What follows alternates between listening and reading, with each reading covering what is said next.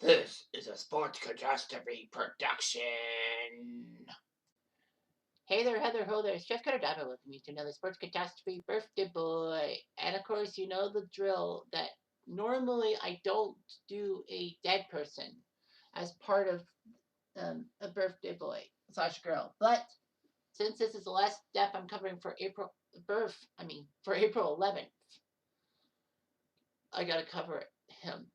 He was born 1917, died 1993, but he's a Canadian broadcasting icon.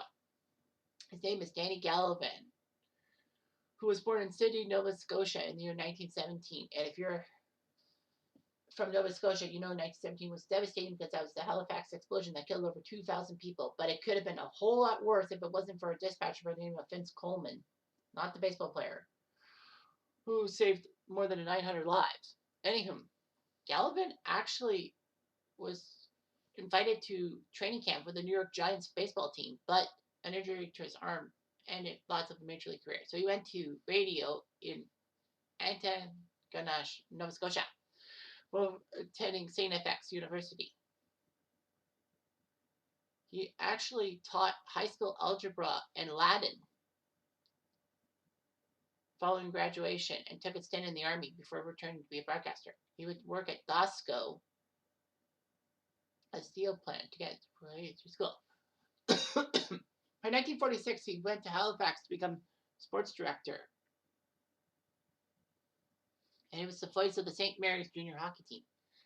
He was actually spotted by a CBC producer of Hockey Night in Canada while in Montreal to be broadcasting in Montreal to broadcast a junior hockey game between Halifax and Montreal to fill in for a sick announcer in 1950. But by 1952, Gallivan became the big man for Hockey Night in Canada.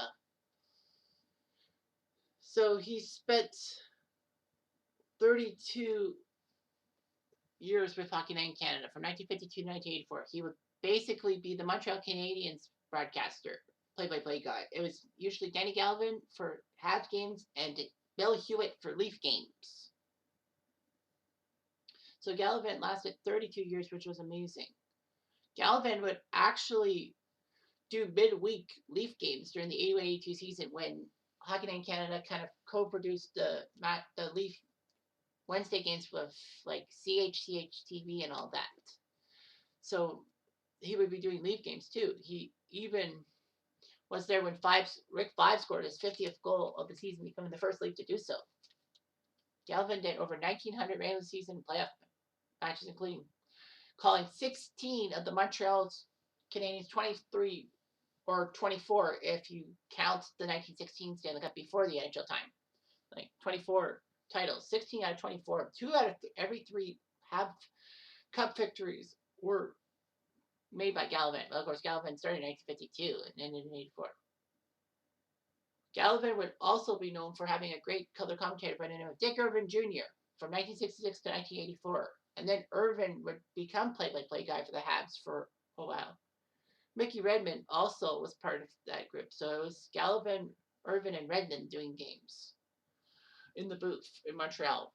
It was amazing and all that. Anyway, he would be known for his colorful descriptions of action on the ice. Hot shots were cannondating, saves were scintillating, larcenous or even enormous. And after a save, he said it would get into the goalie's paraphernalia, aka goalie equipment. If he made a fantastic save, he called it a hair-raising save, or be a glorious scoring opportunity. He would use anemic to describe an ineffective offensive power play. He coined phrases like nowhere near the net when a shot would go wide and all that. Center right in front, he would always say, or dipsy doodle, doing everything rather gingerly. And Gallivan would also say that late in the game there was an inopportune time for a team to take a penalty. When mentioned that a penalty killer was wasting valuable seconds, and would say, and the penalty has expired at the end of a penalty. A university professor basically said that there was no such word as cannondating. Gallivan wrote back, "There is now." But he coined the make phrase spinorama, which is a player fading a check or deking a defender with a sudden 180 or 360 degree turn. The first person to do that was Serge Savard, and the move was known as the Savardian spinorama. A lot of people say it's for Dennis Savard, but no, it was for Serge. The Canadian Oxford Dictionary includes an entry for spinorama. So basically, Gallivan was an icon and all that for hockey broadcasting in general. Unfortunately, he would be rendered blind in one eye with a severe illness, so he retired after the '84 NHL playoffs. He would do a lot of charity work and all that. He was actually the sportscaster in the 1981 animated TV special, The Raccoons on Ice. You know, back when the Raccoons were just doing like TV specials and not actually be on TV, part of a TV show.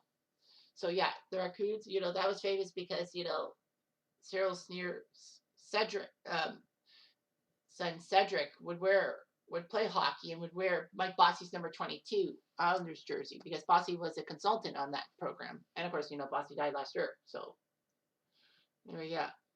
Gallivan died on February 24th, 1993 in his home in Montreal where he lived alone. They said that heart failure was the apparent cause caused by bronchitis. He was only 75 years old.